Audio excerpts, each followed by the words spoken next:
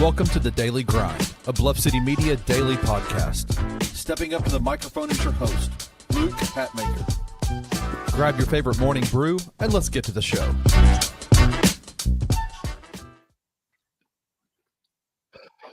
With you guys on a buffalo. You remember that video? Yes, dude. Oh my gosh, that's from so long ago. From really long ago. Oh gosh, dude. Oh, Shout out those guys. If you don't, shout out to people watching this. If you don't remember that, just Google "guy on a buffalo" and you'll find some really fun stuff. I am your host, Hatmaker. It's Friday. It is week's end. We made it. We're tired, but Jared and I made it. And if you don't recognize this lovely face next to me, it is Jared Davidson. There it is. How are you, brother? good. How are you, man? It's a great day, man. It's Friday. We woke up. Yeah, we woke up, but no, it's Friday. Weekends here. Got good weekend of football up ahead. I got to go down to Selmer, Tennessee tonight for a football game to call. I'll be so happy when the team I call for is not on the road again. They've been on the road for the past month. And Oh God. Yeah, I know. It's crazy. But yeah, it's a good day. It once again felt outstanding outside, and I'm just waiting for it to get hot again. Man, I love this. It's becoming a thing. It's like we crack the door open, and I'm like, how are we looking? Oh, we're good. We're good. I think it's because we have lost like the humidity part of the heat to where like the mornings actually feel really good, and then you're like, okay, when's the real stuff getting here? Yep. And then it'll be awful until the sun goes down, and then you're like, oh, it feels good again. Oh, it was good. Yeah. Welcome to the summer down here. It's wonderful. Shout out everybody. Yeah, it's not even summer. We just have to deal with it. Shout out everybody in the comments. I see Wayno. I see King Meeks. I see Sane. Thank y'all. Yeah, we're melting away over here, Wayno. We're like the Wicked Witch of the West, except there's two of us and we're dudes. Whatever. I'm off the rails. Let's start with baseball because everybody loves baseball. Well, we love baseball. I know baseball's kind of decreased in popularity lately, but there was a little bit of baseball news yesterday when it was announced that Clayton Kershaw is going to retire at the end of the season. This is a 3-time Cy Young Award winner, like 11 time All-Star, kind of like one of the pitchers for, in Major League Baseball for us growing up. I mean, 100%. What are your thoughts? Are you a Kershaw guy? I mean, I like watching him work, but there you go. That's the way to say it.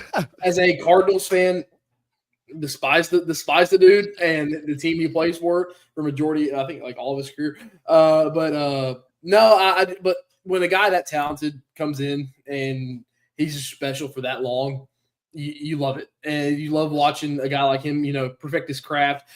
Was a lefty. Had one of those weird little started a weird part of his routine on the mound about halfway through his career with like a weird little like left hand twitch before he threw, which was effective. But he did just that developed halfway through his career, didn't it? I didn't even think about like that. I think he went through I think it's what led to his last Cy Young, I think. And like because he went through a little bit of a slump the year before. The year or two before, and then changed that little routine just to get him into more of a rhythm. But as the Cardinals fan, my favorite memories are 2014 and 15 postseasons where he would melt down. He would be pitching an absolute gem against us. But you get to the 6th or 7th inning, and then you got guys like Matt Adams or Matt Carpenter who would hit double off the wall and completely just derail that. But overall, I mean, he's a surefire Hall of Famer. No question. 3 Cy Youngs, all the All-Star appearances. I think he won an MVP too. But yeah, no, surefire Hall of Famer. He has a World Series ring as well now. 2 now as well.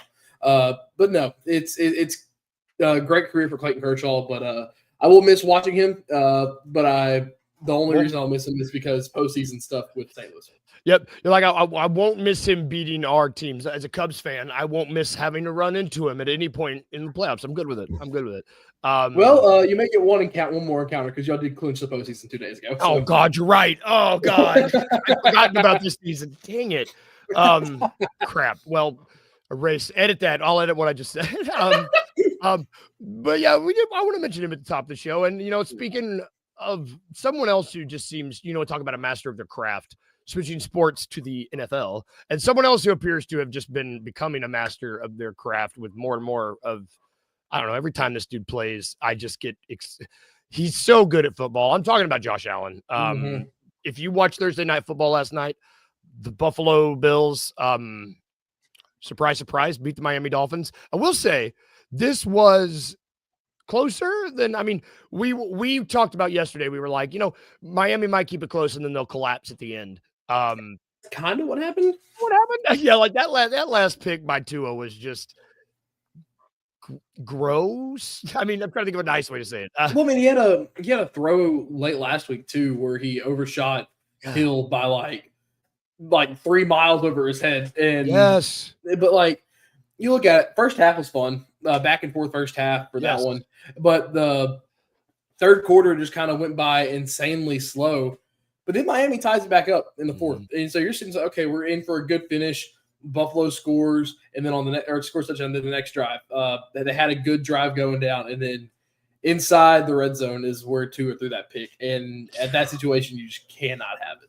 That's the thing. It's like the thing with Tua is, and the thing that just has become, I guess, what happens, and it sucks. I would hate to be a Dolphins fan now. Like, it just seems what happens with these Dolphins is not only does Tua make a pick, but it's like the most soul-crushing, back-breaking pick at the worst possible time. And you're like, oh, dude, no, you've been in the league too long. And and like the bad thing is, like, we've gotten to a point where we know it's coming. Yeah. And you sit there and watch, like, okay, when's that mistake going to be? This gave life, I think, a little bit of life to Miami. Yes, it was a loss, but you hung in with the guys who are arguably Super Bowl favorites at the moment. Are they still? Let me look right now. I got them up. So they've got to be second. They're second. Okay, yeah, so they got to be top two. Who's won? Philadelphia? Baltimore. Yep. Okay. So this is over FanDuel. If you want to go over to FanDuel, Baltimore's currently plus 500. Buffalo's plus 550. And then you got Green Bay and Philly at plus 700. So they're all kind of right there in the pack. But I would have given Buffalo the edge because they beat Baltimore. But I mean, it's what were we talking about again? Oh yeah.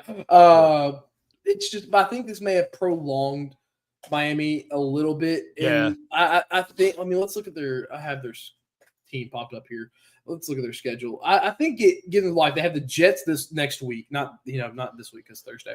They go Jets, Panthers, Chargers, Browns, Falcons. I really think they can win 4 of those games. I think they can go. I think if they go 4-1 and get back to 500, the season may be somewhat salvageable. But here's the thing, though. That LA game is going to dictate a lot because it's going to be one where you have Justin Herbert and you have a team who looks drastically improved from the last 2 years under Harbaugh. Miami has life. I will say that. They looked decent last night. They looked like a competent football team for the first time in 3 weeks. Yeah, that's a good point. The Bills too much in Josh Allen in second half. He had 3 passing touchdowns, which is great for one of my fantasy teams. Me too. But I know I have him in one league and I had James Cook in another, and Cook had 108 for a touchdown. So I'm pretty happy after last night. But the Buffalo Bills continue just to be like, you had James Cook. I had Dalton Kincaid who just decided to go off. He had like 100+ yards and a touchdown. It's just like this Bills offense is just finding ways to do.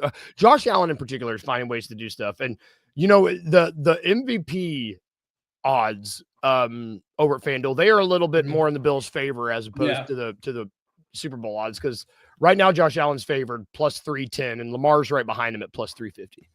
So I mean, like, Vegas believes in this Bills team. I think that we believe. I mean, you'd be foolish to not believe in this Bills team. I mean, it's just they're the most. Are they the most complete team right now? Would you say? I mean, right now, yes. Right now, we talked about it yesterday.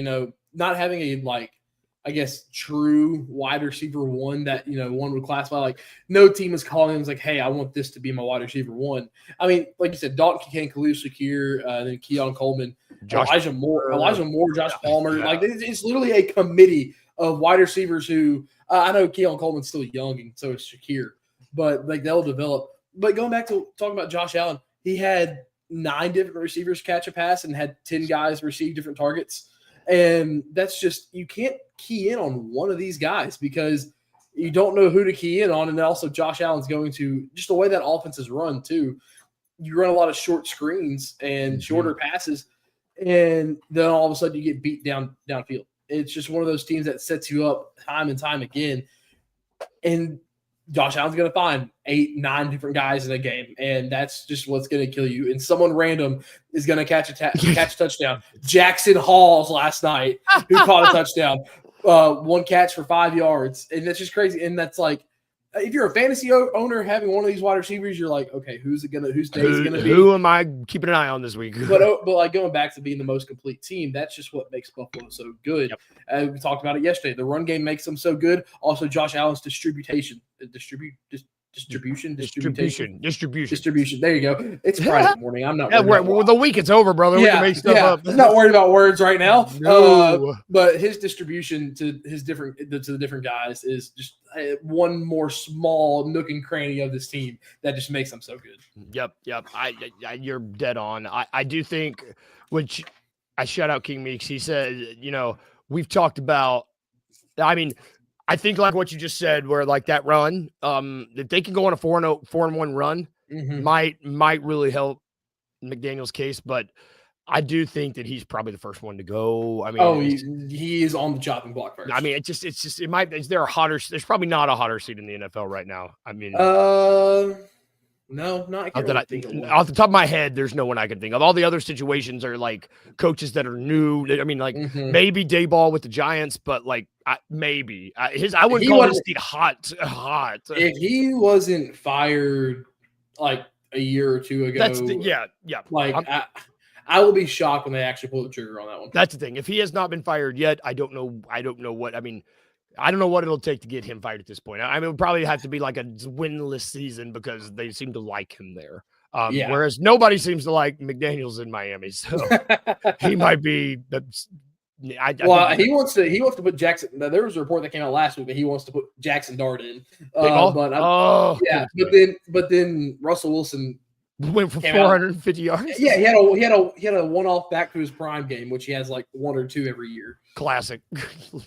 Man, Russell, I was telling, I don't have any Giants fans, but I was watching with my friends. I was like, don't believe it. Don't believe it. He's going to do it. He does it once or twice a year, and it's enough to make people pick him up on waivers on every fantasy league ever, and they're going to start him this week, and they're going to regret it. They're going to regret it.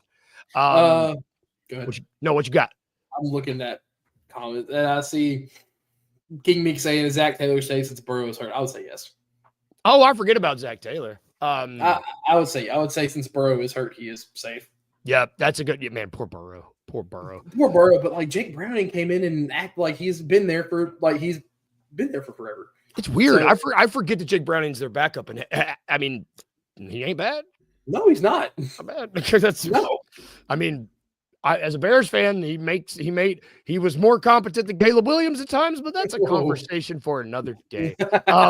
Let's take a quick break because we got a lot of college football to talk. So we're going to take a really quick break, and then there's a couple matchups we want to hit, especially one that I know you have interest in, my friend. So we will be back right after this quick break.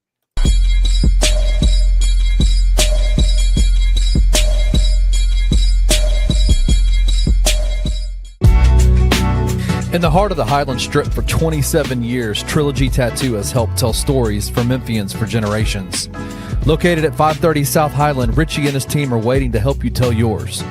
From tattoos to piercings, your body art should be as unique as you are. Voted a Memphis Flyer top 3 tattoo shop in the city of Memphis since day one. Your story will be safe here at Trilogy Tattoo. Open 7 days a week, Monday through Saturday, 11 to 11, and 3 to 11 on Sundays. They have convenient times waiting on you. Let Trilogy Tattoo help you tell your story.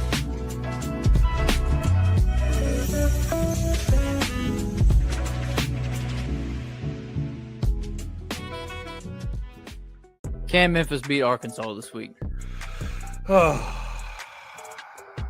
Can they? Sure. Since 2014, they are 4-0 against opponents when they play 11 a.m. games on ABC. 4-0. Okay. I have a lot of concern about this defense's ability to contain Taylon Green. Yep. That's my biggest problem. That's the Over game. the years, they've struggled with running quarterbacks, as most defenses do. I think that's such a trope for a lot of people. They're like, this defense struggles with running quarterbacks. It's like, well, everyone does. He's got all the ability in the world. And I think this is going to be a massive test for a Memphis defense who I don't think has really been pressed or challenged by any quarterback today. Then for Memphis's offense, they've got to be able to stretch the field. If Arkansas knows that Memphis is just going to try to line up, run the ball with Sutton Smith, run it with Brendan Lewis, they're going to be able to shut that down. Tune in to On the Bluff with Christian Fowler and Gabe Kuhn every Tuesday at 10 a.m. on the Bluff City Media YouTube channel.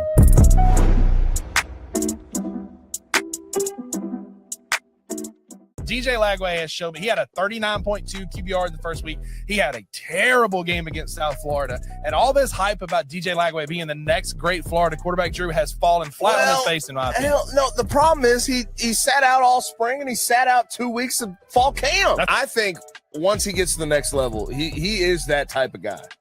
But I don't think he has been able to develop the right way at Florida because he's been off the damn practice field. You know why you don't see it, Rusty? Because you had LASIK surgery to correct your vision. I don't trust medical doctors. I don't trust anybody these days when it comes to scouting football. Can y'all tell me what the identity of a Billy Napier team is?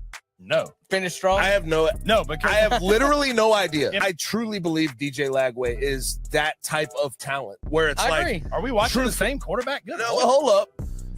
He's 6'4". That's fine. 225 pounds. He can run over anybody. He runs a 4.4. When he's got a cannon for an arm. He can be accurate. He's shown that. Anthony Richardson. Anthony Richardson was never accurate like that. Can I give you Anthony Richardson? Tune in to College Football Saturdays throughout the college football season live from Grind City Brewing and the Bluff City Media YouTube channel.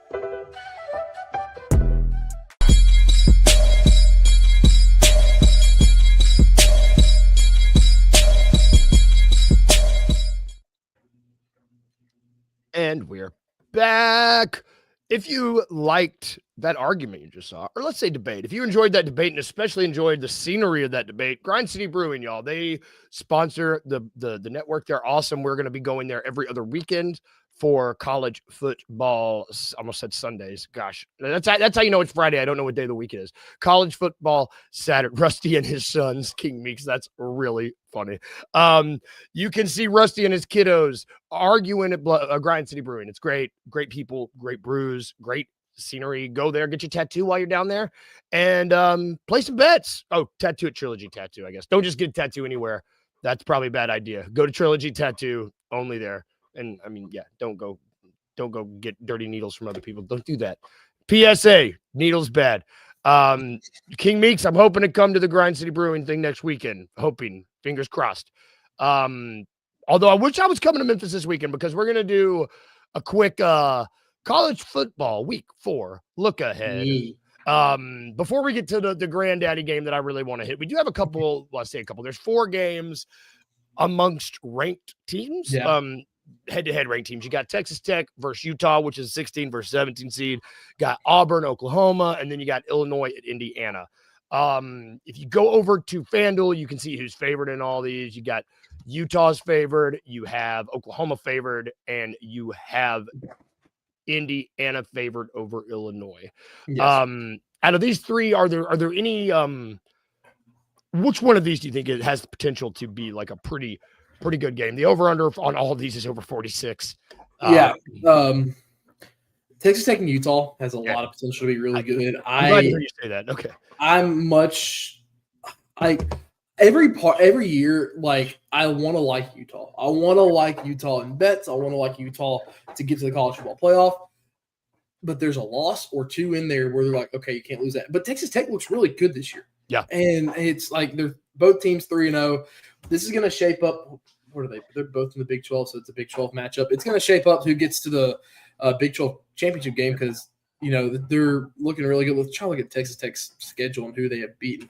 ESPN load. Here we go. Thank you. Okay, they've beaten. Okay, well, Texas Tech's schedule is not the greatest right now. They beat Arkansas, Pine Bluff, Kent State, and Oregon State, and then you have Utah as their only ranked game on the schedule as of now. And so that's going to be intriguing. You look at Utah, on the other hand, who they have beaten, also not great. They beat Nico Iamaleava UCLA team, who is bad. They beat Cal Poly, and they beat Wyoming.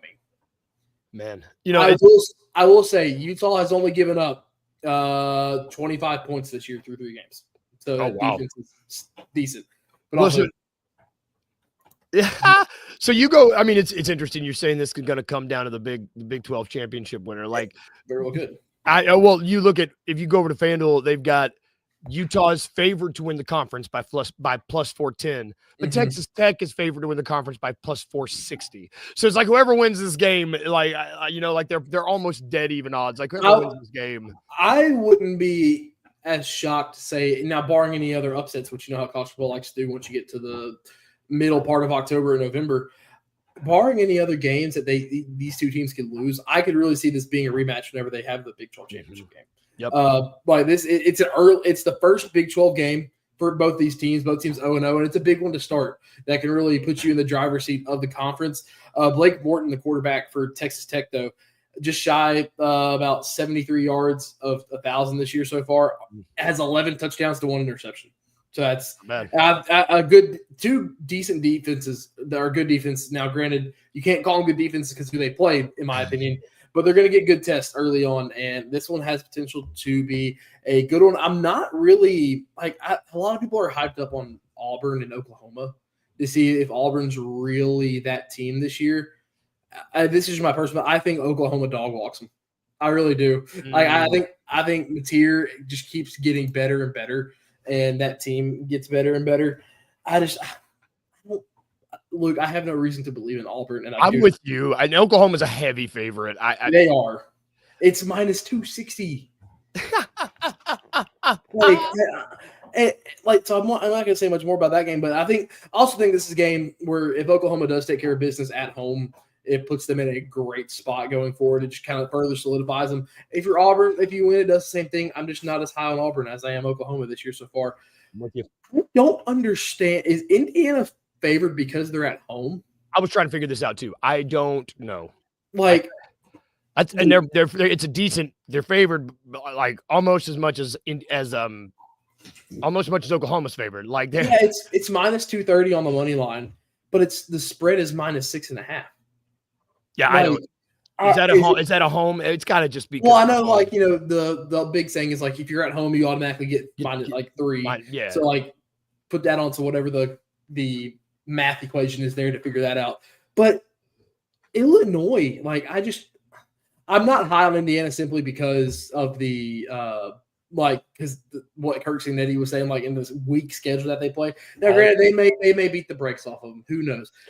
I just don't see it being that widespread of a game. Yeah, not like this. I think both teams are a little bit overrated, maybe. Yep. But I just like Illinois more.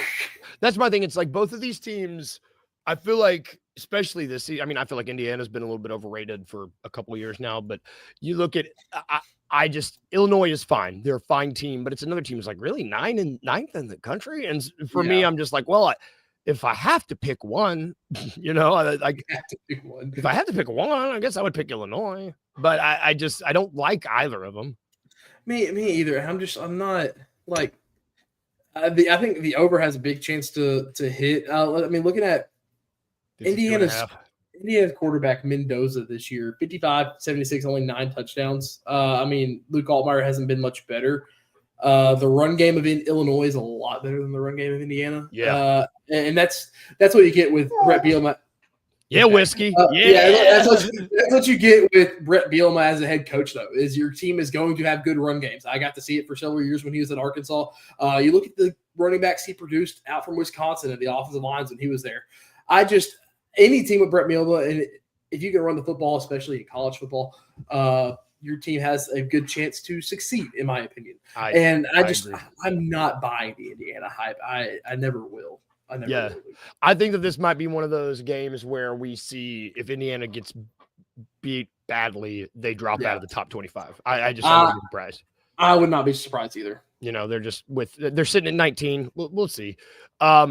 You just mentioned the marquee game. Well, you said it. You said the buzzword I want to talk about. You said the word Arkansas.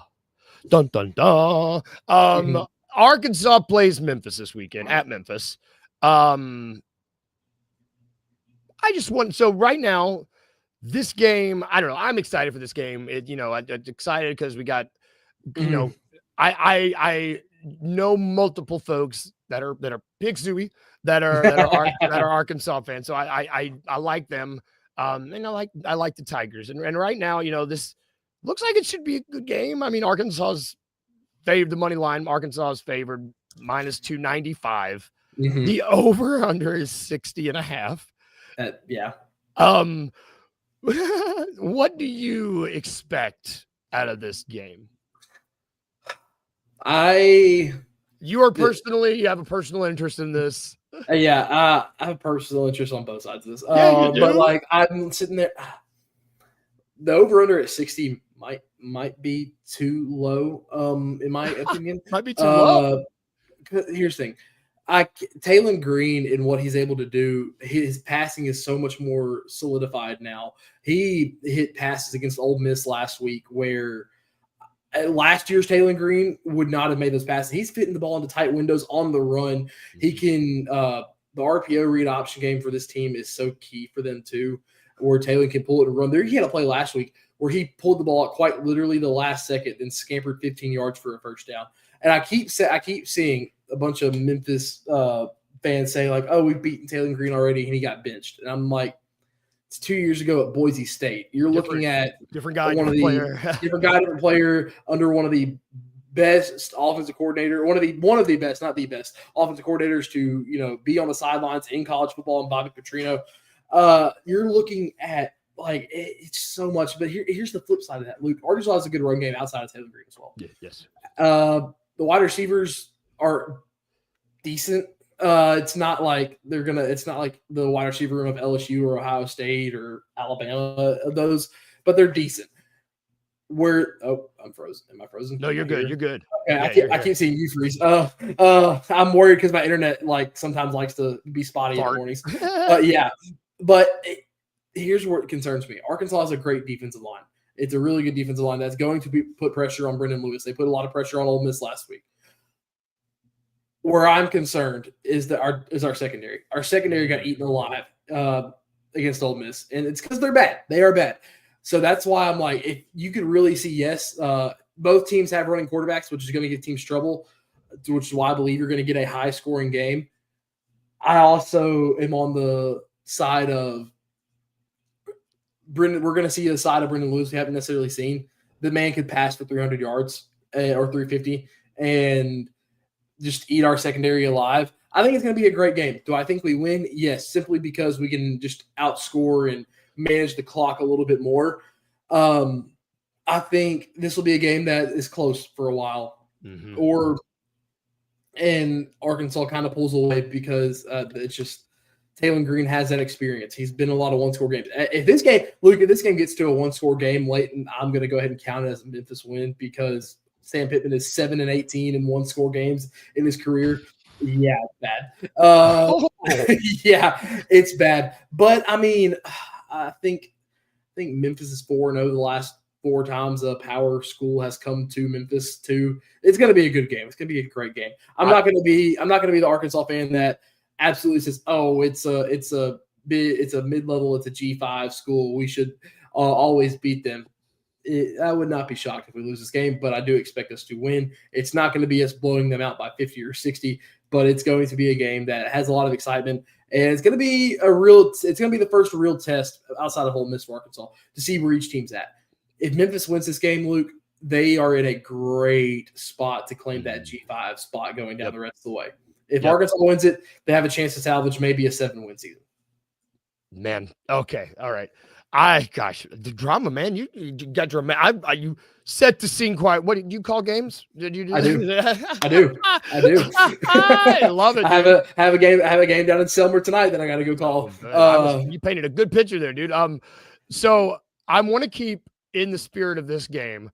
Yes. And I got a little tricky here. It's time to do the daily dose of It's a Trap. Well, no, I got to get back. I got to get back to 500. I got to get back to 500. I feel confident about. I mean, maybe this might just be unfair, and if this is unfair, that's on me. I went down a rabbit hole. You gave me a whirlwind of a one yesterday. I know yesterday was so many words; it wasn't fair. I should give you a mulligan. Whiskey wants to answer. Whiskey. I'll add whiskey. So the name of the game is It's a Trap. I will give Jared 3 different wagers. He just has to tell me which one of these isn't real. One of them is going to be fake. It's named after Admiral Akbar. Go watch Star Wars. All right. So I am going to give you the odds of who is going to win the fourth quarter of this game. Just the fourth quarter. Just the fourth quarter. Okay. So it's like, what's the score going into the fourth and who's going to win it? Okay. And it's like you said, like you seem to think that like there's the potential for a close game in the fourth. Is what you're thinking. So which one of these is a trap?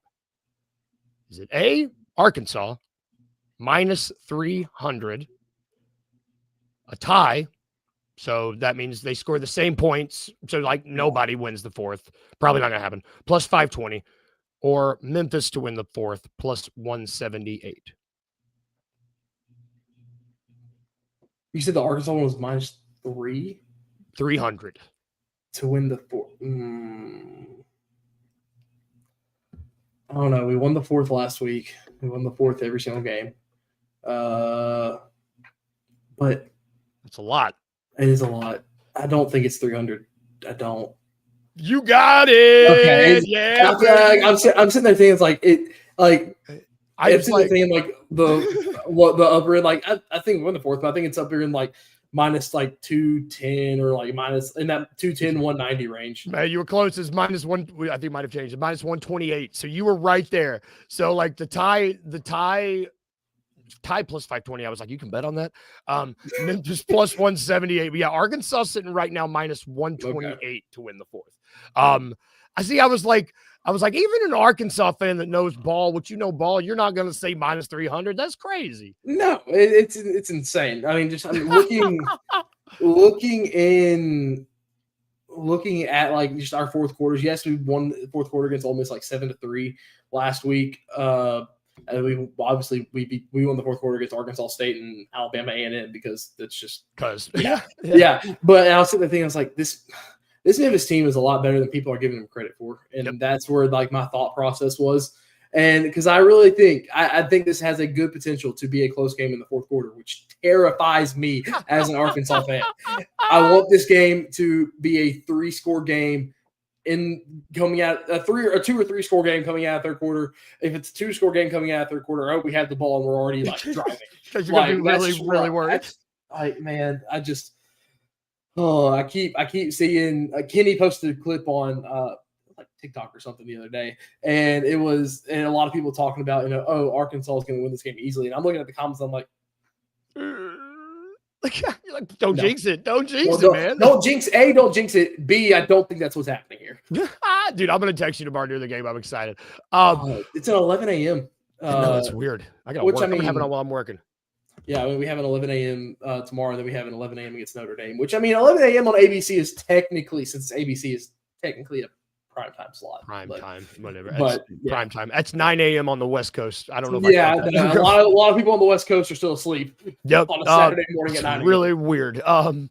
Before we get out of here for the day, it's the weekend outlook. It's where we talk about the weekend. What are you doing? I know you got a game you're calling tonight. What game is that? So the school I call for with Westview, they're going down to McNary Central in Selmer, Tennessee. Go to Jackson, Tennessee, and then go about another hour south. Okay. Pretty much. Yeah, so it's pretty much going an hour south. It's close to the border. Good buddy Drew Gann might know where that is and Rusty because they're from that northeast Mississippi area. But that's where I'm going tonight. Like I said, I'll be so happy when they're back home and get to play at home again for the first time in a month next week. Anyways, Saturday. A lot of travel, man. That's a lot of traveling on the weekend. Yeah, I know. It's crazy, but. Saturday, one of Amy's college roommates and best friends, who is also married to one of my college roommates and best friends, had her birthday this past Tuesday. So we are going down to we're going back to Jackson. We're going to meet them and have lunch and just spend the day in Jackson for a little bit tomorrow. And then Sunday is going to be just one of those days where we wake up, we go to church, and we're going to be relaxing. Sunday afternoon. She's going to get her teacher stuff done for the next week, prepped and whatnot. And I'll probably end up doing something outdoors if it doesn't rain. We finally have good chances for rain up here for the first time in almost 2 months. It's bad. It's drought season. It's so bad. We live right next to this field, and they just harvested. It's brown, but they just harvested the corn, and so it's all dusty up here right now because there hasn't been rain. Oh my God. Yeah, it's bad. But overall, it's gonna be a fun weekend. Going to see some good friends of ours. We were in their wedding, they were in our wedding, and so it's gonna be a good time. What you got going on, man? Dude, I'm chilling. I was in Oregon last weekend. I'm still not sure what time zone I'm in. I'm not leaving the house. I'm gonna watch football all day tomorrow. Watch football all day.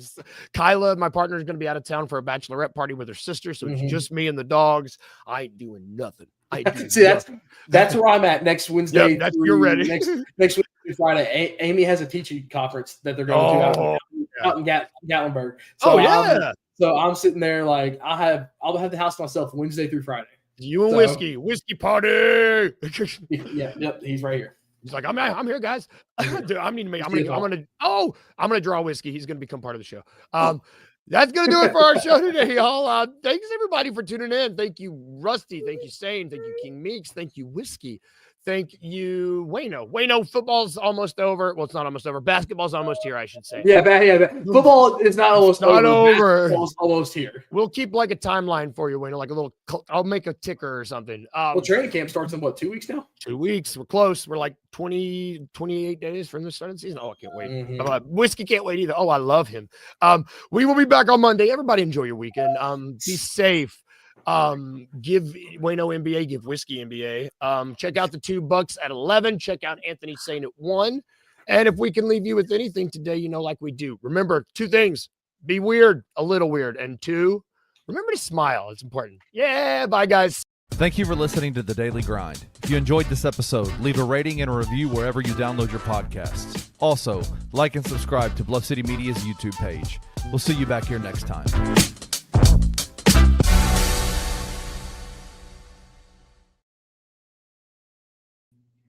Is that a chicken?